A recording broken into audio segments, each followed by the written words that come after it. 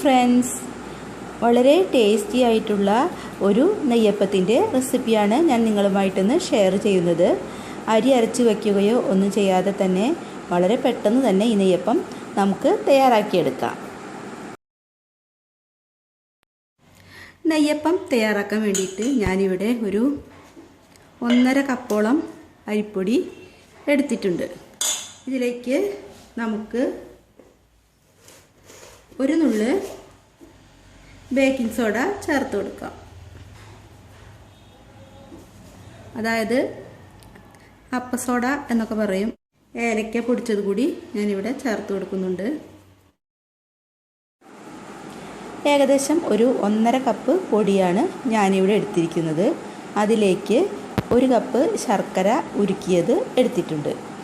ഒരു 4 അച്ച് ശർക്കര 1 കപ്പ് വെള്ളത്തിൽ ഉരുക്കിയെടുത്തതാണ് ഇത് നന്നായിട്ട് അരിച്ചതിന് ശേഷം വേണം എടുക്കാൻ. അതിൽ ചിലപ്പോൾ അഴുക്കോ എന്തെങ്കിലും ഒക്കെ ഉണ്ടാവും. അപ്പോൾ നമുക്ക് അത് ഈ പൊടിയിലേക്ക് ഒഴിച്ചു കൊടുക്കാം. എന്നിട്ട് നന്നായിട്ടൊന്ന് ഇളക്കി മിക്സാക്കി എടുക്കാം. നിങ്ങൾക്ക് വേണമെങ്കിൽ ഇതൊന്ന് മിക്സിയിൽ അടിച്ചെടുക്കുകയും ചെയ്യാം.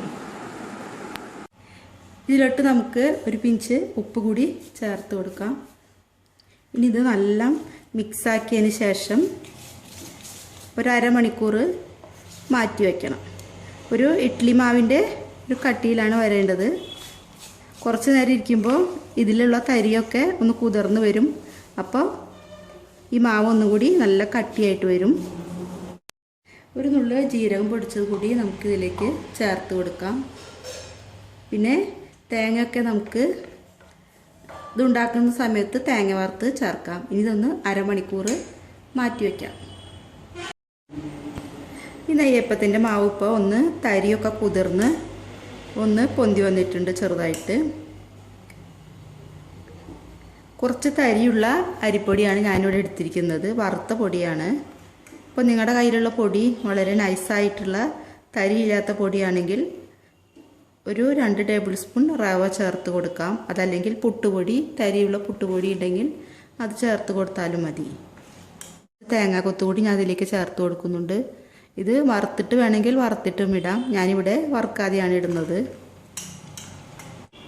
ഇനി നമുക്ക് നെയ്യപ്പം ഉണ്ടാക്കിയെടുക്കാം. നമ്മളിവിടെ ഒരു പാൻ അടുപ്പിലോട്ട് വെച്ചിട്ടുണ്ട്. ഇതിലേക്ക് ആവശ്യത്തിനുള്ള ഓയിൽ ഒഴിച്ചു കൊടുത്തിട്ടുണ്ട്.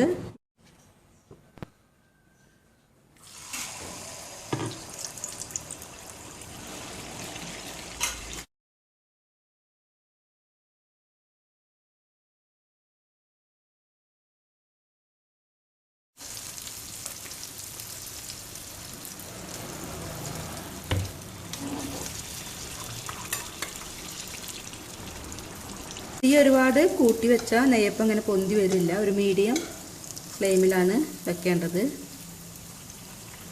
അപ്പം നെയ്യപ്പം നന്നായിട്ട് പൊന്തി വരും.